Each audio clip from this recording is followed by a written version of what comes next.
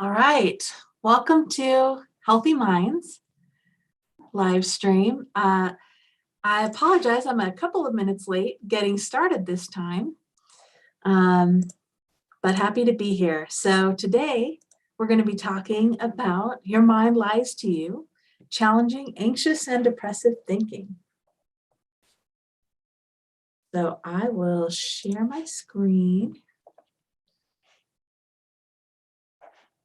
One moment, let me get the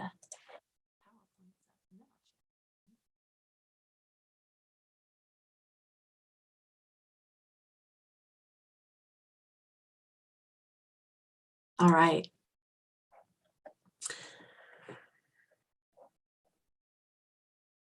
So a couple of things before we kind of get into the content. So this workshop is being hosted by me and provided as, my name is Angela Eno, and is provided as part of a collaboration between a couple of different organizations at Utah State University. The first being Counseling and Psychological Services, also known as CAPS. The second being the College of Education and Human Services, and the last being the School of Graduate Studies. So these three agencies came together to create my position, which is the embedded psychologist from CAPS for the College of Education and Human Services at USU. I wanted to mention really quickly, if you haven't heard before, part of my role, in addition to doing these live streams for the College of Education and Human Services, includes providing individual counseling for graduate students within the college. And so if you are a graduate student or you know a graduate student who is in need of counseling, this is an excellent resource you can reach out to. Another quick note, I just want to mention, we are covering mental health topics today, as usual. However, this workshop and any Healthy Minds live stream is not intended as a substitute for mental health care. So if you or someone that you know is in need of help, please seek out a qualified therapist.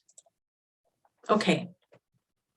So again, today we're talking about the ways that your mind can lie to you and how to challenge anxious and depressive thinking. And before I get into that, I do want to mention, in my work with anxiety and depression, there are two major approaches that I use.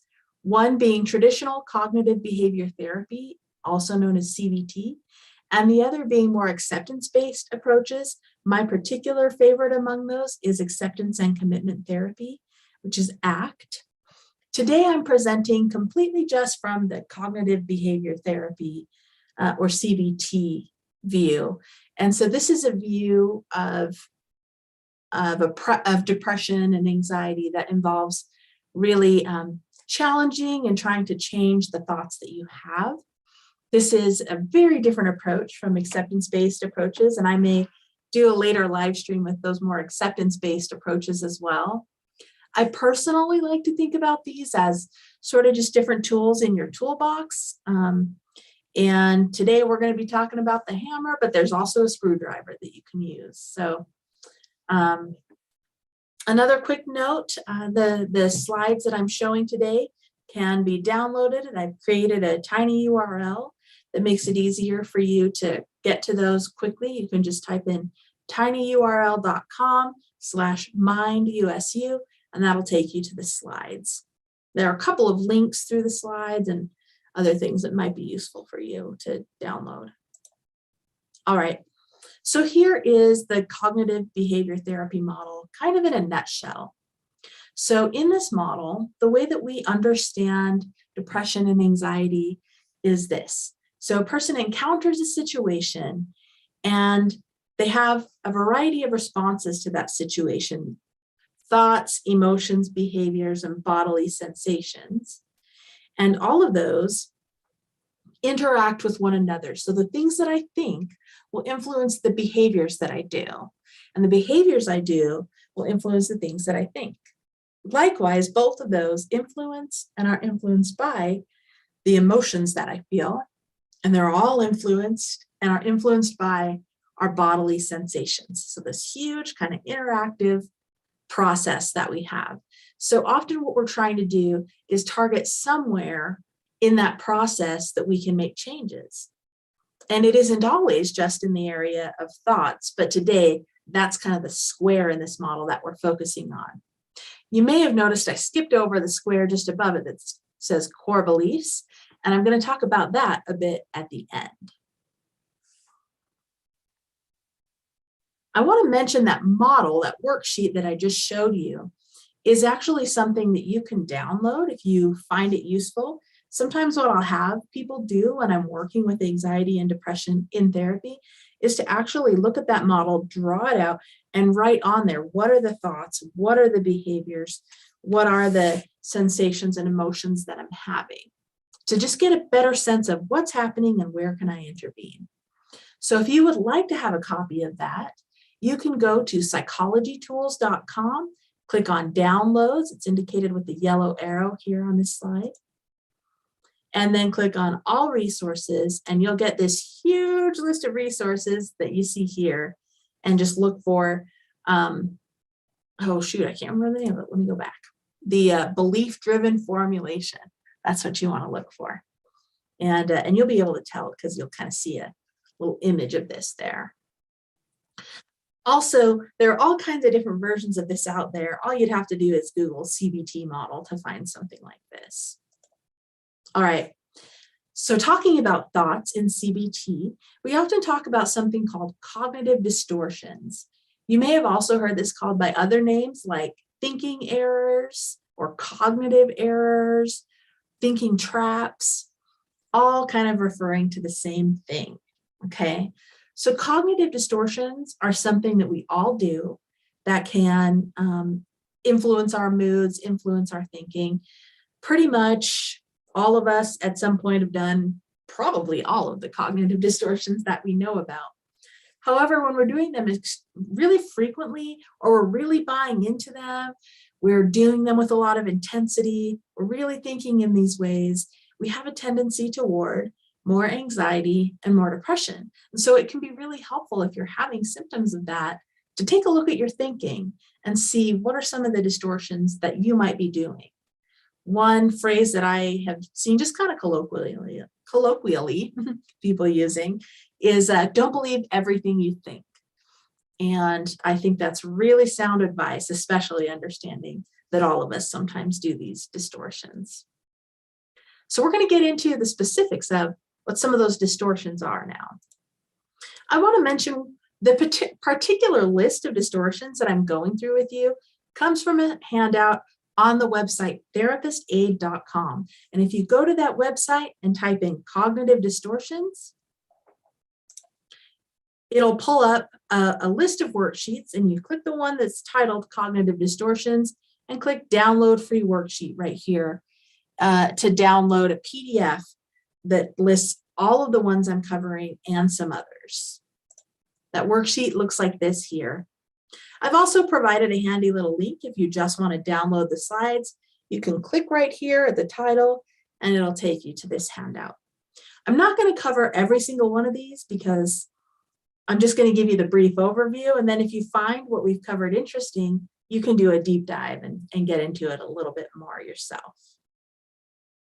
I also want to mention there are all kinds of other lists of cognitive distortions, and this Therapist Aid handout doesn't include every one that possibly exists. And there are plenty of other handouts you can find that include some others that might be helpful. And so if you find this list helpful, it might be worth just doing a Google search and finding what other lists you can to help you out with identifying some of the distortions that you might be making. All right, so one very common distortion is should statements. Should statements are the belief that things should be a certain way. So when we say to ourselves, you know, I should be able to keep up, other people can, or I shouldn't feel this certain thing that I feel anymore. I should have been over this by now. Anything we're doing where we're saying should to ourselves is a potential cognitive distortion, and most likely is. And so one of the sayings that I've heard from other therapists, and I don't know where this originated from, but I think it's golden, it's super helpful to remember and kind of silly, is to say to yourself, that's shouldy thinking. Don't should all over yourself. And so that's what I like to tell my clients when I catch some should statements going on. Another type of cognitive distortion that a lot of us will do is all or nothing thinking. I really see this in people who tend to be a little on the perfectionistic side, for example. It's also sometimes called black and white thinking. So if you're doing this all or nothing or black and white thinking, you tend to think in absolutes, such as this always happens, this never happens, every single time. And I see this show up with students a fair amount, especially really high achieving students. If they get a grade lower than they want, then they may think that they're a failure, when realistically they got a passing grade. It just wasn't that A or A plus that they were hoping for.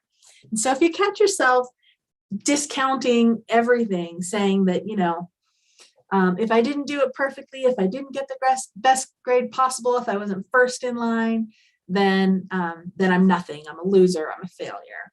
Okay. So one of the ways I like to remind myself and remind my clients to disengage from that all or nothing thinking is to say, black and white is for zebras, and humans, we come in color. So let's not go to that black and white place. Next one is emotional reasoning. So emotional reasoning happens when we assume that whatever we're feeling, it reflects reality. It reflects the way things really are. Now, we are especially prone to doing emotional reasoning when we have a particularly strong emotion going on. And so the stronger the emotion that you have, the more you should be cautious and keep an eye out to see if you're doing some of this emotional reasoning. One of the things that I like to say to remind myself not to do this emotional reasoning is that feelings are like a biased news source. Some of the time they're accurate, and some of the time they're not. And so we don't want to take everything they say with a grain of salt. We want to look at what other information is there besides just this emotion, and we want to maybe take some time to sit with this and maybe even check it out with some other sources. Okay. Another one is disqualifying the positive. So this happens when we recognize only the negative aspects of a situation and we completely ignore the positive. So one time that this can frequently happen to people is when we get feedback, and some of it's positive and some of it's negative. You may receive 10 pieces of positive feedback and just one piece of negative, but you kind of zoom in on that one negative and it's all you hear. So when you're doing that, it's important for you, when you're repeating that piece of negative feedback again and again in your mind, to say, yes, and there's also all this positive, right? Another one that many of us are guilty of, myself included, is mind reading. And so making the assumption that we know what others think and we know what they feel without asking them, without checking. And so this little cartoon gives a perfect example of that. As you see in this image here, the fellow who's doing the imagining has kind of taped his interpretations and his imagination of what others are thinking over their thoughts. You can't even see what they're thinking, and he can't see what they're thinking because he's so focused on what he's afraid that they might be thinking. So the best kind of solution for when you're doing some of that mind reading is to check yourself, check with the person what they're thinking and feeling, and remind yourself, don't assume, because you don't actually know until they've told you what they're thinking. And the last one I'm going to talk about, well, not last one, but the last one in this little set, or the last one from that handout, is catastrophizing. So when we catastrophize, we see only the worst possible outcomes of a situation. And so once again, yes, that's a possibility. And what else is possible? What else is possible besides that worst possible outcome? Now, a really, really great tool that I like to share with clients who are very prone to a lot of catastrophizing is this great decatastrophizing worksheet that I got from therapistaid.com, that same website that I showed you a little bit ago. And I've included the address to the exact worksheet right here. As you can see from this worksheet, what it does is it has you write out, what is it that you're worried about? What's the situation? So let's say you've got this big exam coming up and you're afraid that you're going to fail it. And so you write in there, okay, I'm worried about this exam. And then the next thing is, how likely is it that your worry will come true? And you can give examples of past experience, other evidence to support your answer. Well, I failed the last exam, or, well, okay, I passed all the other exams, so I'll probably pass this one, but I still feel kind of stressed about it. Whatever it is, put your evidence in there and give an estimate about how likely you think it is that your worst fear is actually going to be the outcome. Next, the question is, if your worry does come true, what's the worst that could happen? The absolute worst that you can think of. So, I fail and then I don't get my degree, and then, I don't get to work in my desired career path. Really just let yourself go wild with it and come up with the worst case scenario here and write it in. The next question is, if your worry does come true, what's the most likely to happen? So in this example, it might be, I retake the class. And then my favorite part is this very last box. If your worry does come true, what are the chances that you'll be okay in 1 week, in 1 month, in 1 year? This can really help you kind of talk yourself off the ledge when you're really, really freaking out about something, and that worry is not in proportion to the actual situation. Or, you're convincing yourself that you'll never be okay if the worst possible outcome happens, when in reality, you're going to be okay. You're going to pull through even if the worst happens. I just wanted to share this little clip, and I won't play it for the live stream, but I'm putting it in here if you want to download the slides. You can also just search for this on YouTube, but if you're a fan of Seinfeld, like myself, you might be familiar with George Costanza. George Costanza is a character who really has, I would say, a pretty high level of anxiety and maybe some depression as well. And somebody just did a fantastic job of compiling all the cognitive distortions that he has into one video. And it's kind of in a humorous way, which I find it's always helpful when I laugh at my own cognitive distortions once I realize them and realize, how much I'm spiraling. And I love the way that Seinfeld really effectively presented George Costanza and all his kind of spiraling with the cognitive distortion. So check it out if you feel like it. All right, next I want to talk about the cognitive distortions that are especially common in depression. And it's a specific kind of distortion that I want to talk about. But to do so, I need to explain a little bit more about a thing called attributions. So attributions are the way in which we human beings make sense of the world. So we are just naturally prone to being meaning-making humans. And so everywhere we go, we want to understand why things happen, why people do the things that they do. And there's a whole field of, it's mostly in social psychology, where people are studying the attributions that we make to make sense of the world, and where we make attributions that do make sense and are effective and adaptive, and where we make attributions that don't make sense, maybe aren't true, and maybe are shooting ourselves in the foot a bit. So I'm only going to talk about one kind of little subset of those attributions, but there are a whole lot of others that you could explore, and it's actually super fascinating stuff. What I'm going to talk about is what researchers have found when it comes to people with depression and the particular types of attributions that they tend to make. So people with depression, when they're trying to make sense of why things happen, why people do what they do, when they're just answering that question of why, people with depression will be more likely than people without depression to come up with a negative explanation, a negative attribution. And researchers have found there are 3 distinct kind of patterns in which those negative explanations or attributions fall. So they tend to think negatively about the world, the future, and themselves. So I'm going to talk about this in a bit more detail now.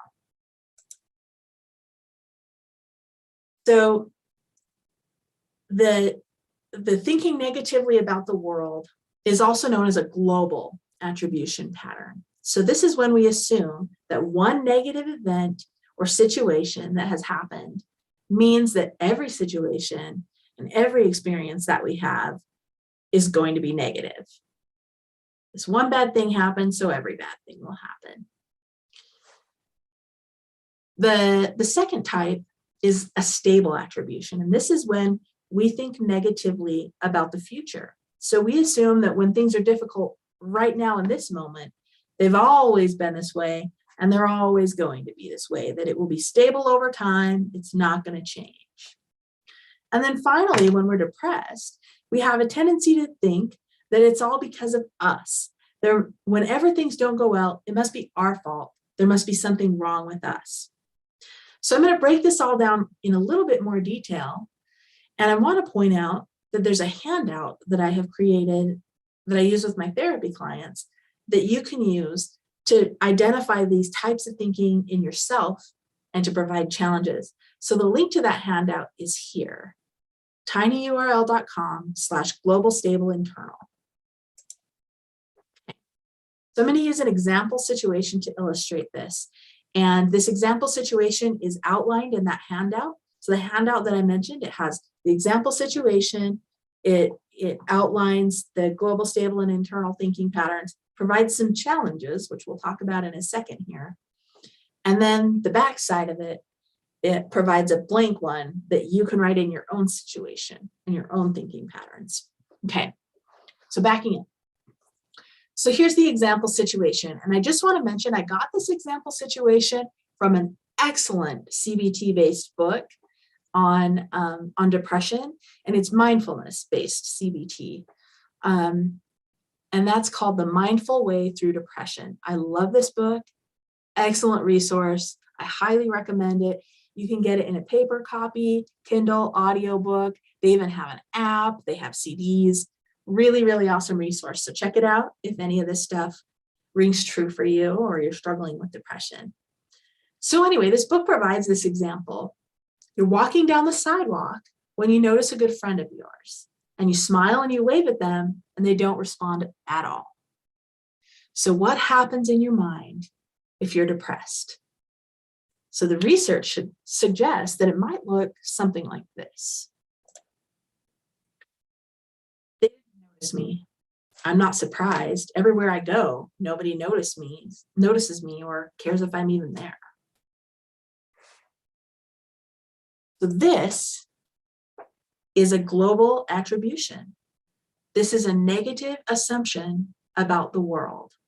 So not only did they not notice me, but everywhere I go, nobody notices me. Nobody cares that I'm even there. This is just how the world is for me. It's never going to change either. I never seem to matter to anyone. It's always been that way. So going back to those attribution patterns, this is a stable attribution. This is a negative assumption about the future. We're taking this one moment in time and we're saying, it applies to every moment in time. My past has always been this way, and so will my future. It's not going to get any better. Okay. And the last one, it's all because I'm not good enough. There's just something wrong with me that makes me unlovable. That is our internal attribution, our negative assumption about ourselves. So if this sounds familiar to you, first of all, you're probably like most people. I don't think I've ever presented this to somebody and had them not say, yeah, I've definitely done that sometimes, or some version of that. And if it's extremely familiar, and if it's the thing that you kind of always do, maybe you're prone to some depression, or at least depressive thinking patterns. So now let's look at a non-depressed attribution pattern. okay? So a non-depressed attribution pattern, in contrast to that global assumption that everything in the whole world is bad, makes a specific assumption. So recognizing that this one situation, while it might be tough, it might be negative, it doesn't necessarily mean everything in your life is this way. We stay with this one situation, we don't take it and apply it to every other situation in our lives. A dynamic interpretation or attribution stands as opposed to the stable one. So a dynamic assumes that some days and some situations are better than others. So on a bad day and a bad moment, we try to remember there will be good days too, and we might remember when there were good days. And then finally, an external attribution is the contrast to the internal attribution. And so rather than immediately blaming myself, I might think about what other factors might play a role besides me. Okay. So let's look at what that might look like in our example. Same exact situation. You're walking down the sidewalk when you notice a good friend of yours. You smile and wave at them, and they don't respond at all. They didn't notice me. And you just stay there with that. You don't take it any farther. I'm sure that next time they'll notice me. So imagining that this is a changing situation, that not every situation and every moment in your life is going to be the same as this particular one. In fact, you might even at this time reflect on times when your friend did notice you, to kind of give yourself some comfort and reassure yourself that, yeah, the future could be different than this moment. They were probably lost in thought. So in this example, we look for explanations for why things might not be going well that don't have anything at all to do with us.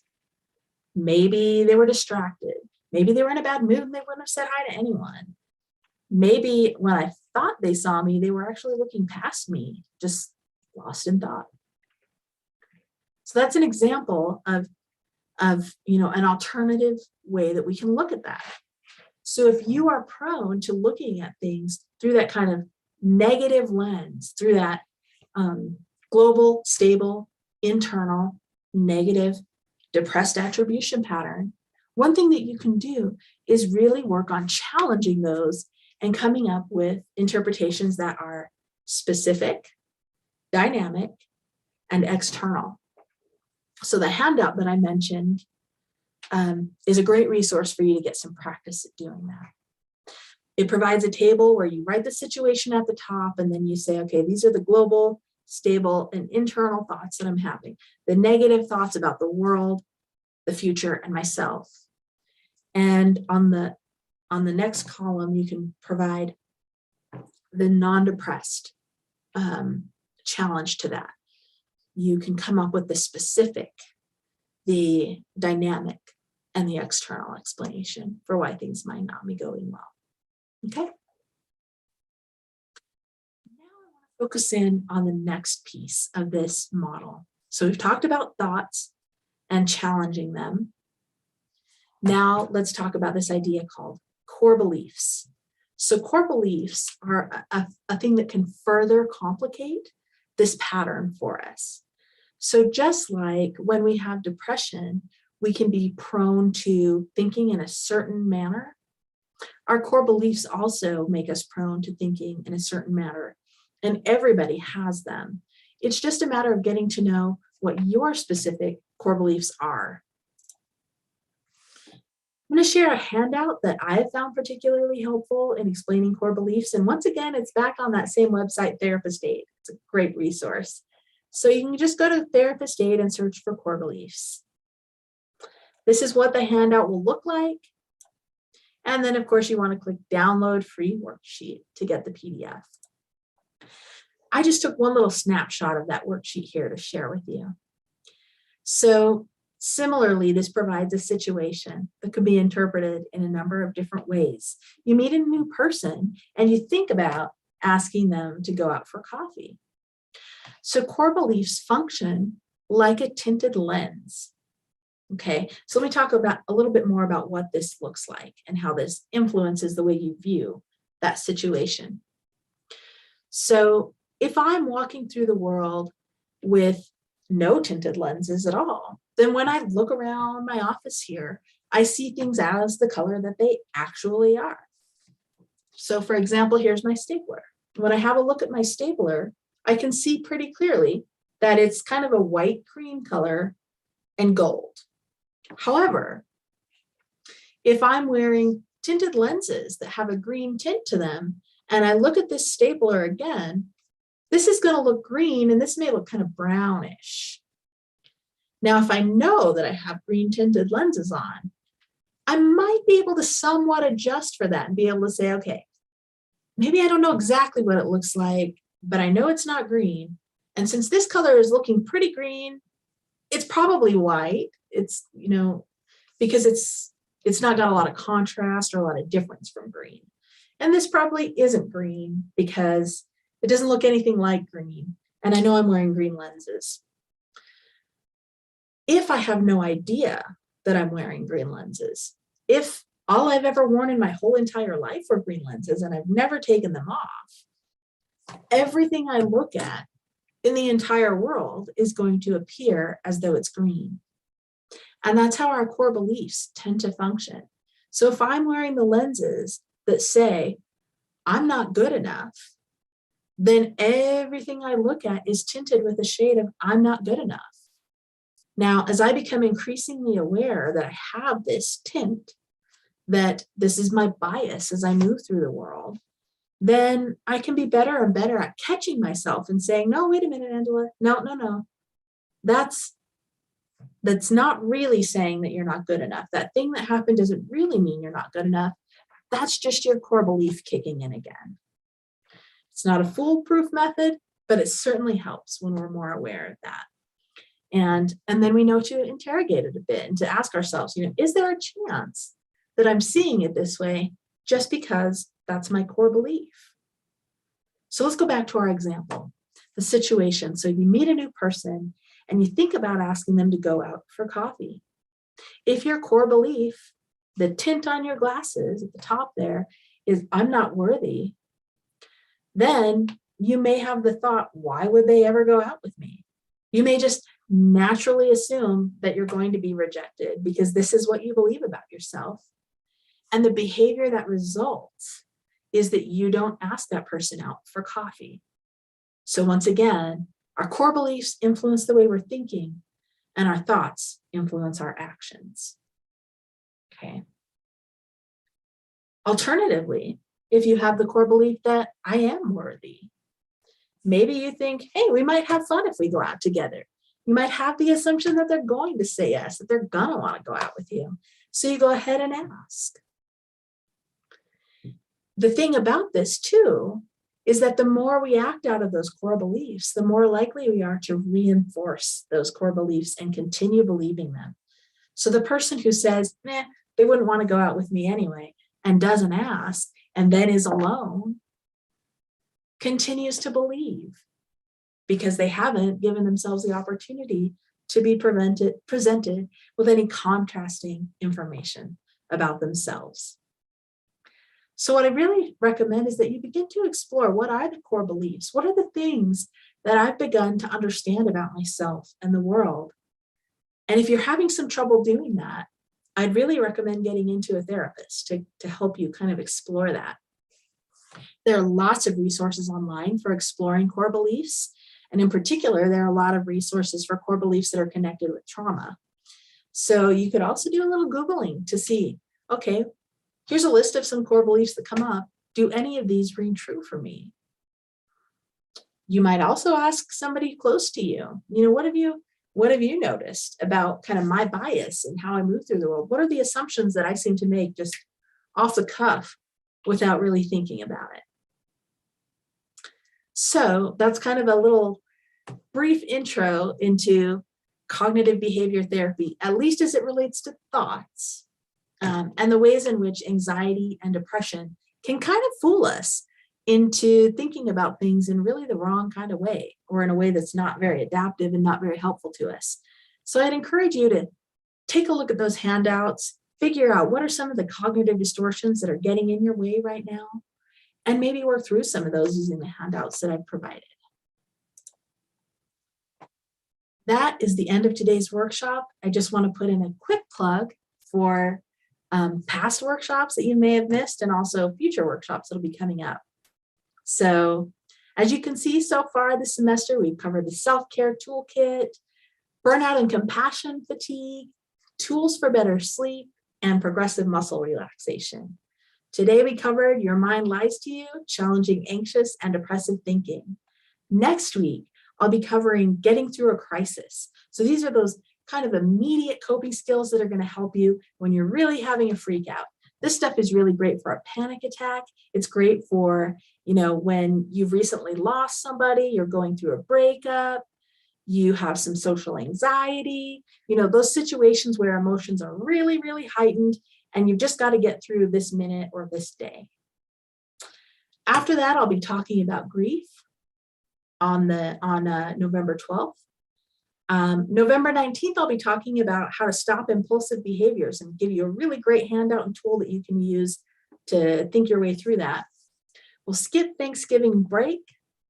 And then the next thing will be signs of relationship abuse. So often people who are experiencing abuse in any kind of relationship, whether it's romantic or a family relationship or a work relationship, may start thinking that they're crazy. And they may even be getting told that they're crazy. So if you're starting to feel that way, or you're starting to kind of question your reactions to something going on in a relationship, tune in and see, if maybe this material might map onto your experience. And then our last two presentations of the semester will be relationship effectiveness, talking about how to balance your needs with the needs of others, and preserving your self-respect while preserving a relationship. And then the last one will be the power of positivity. It's principles for having a happy life based in something called positive psychology, really a favorite topic of mine. I want to make a note that I'm changing the date that I'll be live streaming that. I will be live streaming on Thursday at 3:30 instead of Friday at 3:30. So make sure you tune in on Thursday on December 16th instead of Friday. All right, thanks for hanging in there if you have, or if you caught this later on. Have a great week, and I'll see you all next week.